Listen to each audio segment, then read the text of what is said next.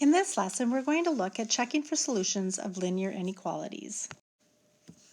All right, so example 1, checking for solutions. Tell whether the ordered pair is a solution of x minus 3y is less than or equal to 6.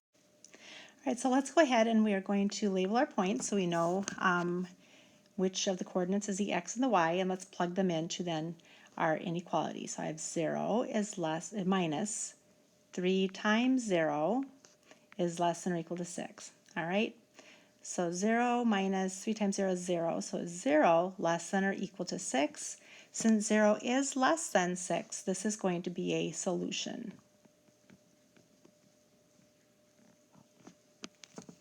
All right, so let's take a look at the next one. Again, we're going to plug these in.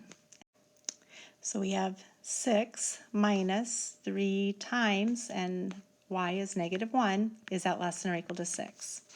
All right, so 6, now let's take this right here. Negative 3 times negative 1 is positive 3, so we're going to have a plus 3. Is that less than or equal to 6?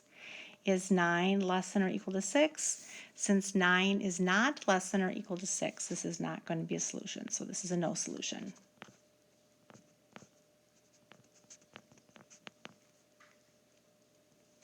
All right, so our last one here, letter C. Let's plug it in again, x, y. All right, so I'm going to have my x is negative 1 minus 3 times 2. Is that less than or equal to 6? All right, negative 1 minus, now negative 3 times 2 is negative 6, less than or equal to 6. Negative 7 less than or equal to 6. Yes, negative 7 is less than or equal to 6, so we're going to have a solution.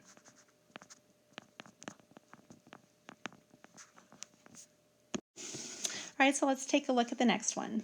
We have tell whether the ordered pair is a solution of negative x plus 2y is less than 8. So again, we're going to plug these in. So negative 0 or negative x 0. You can't really have a negative 0. So we're just going to have 0 plus 2 times 0. Is that less than 8? And is 0 less than 8? Yes. So this is going to be a solution.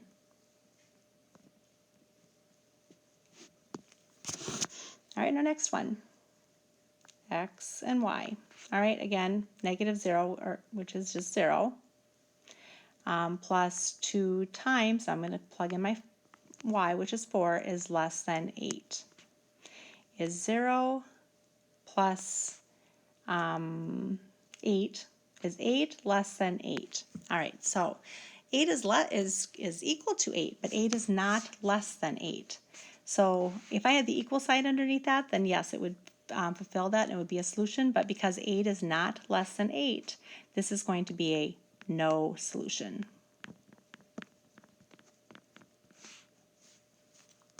And then our last one, again, x and y. So let's plug in. So I have a negative x, which is going to be negative 3,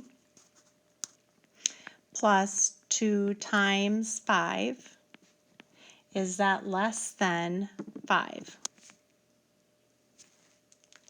All right, is negative 3 plus 10 less than 5? All right, is 7 less than 5? Since 7 is not less than 5, this is also going to be a no solution.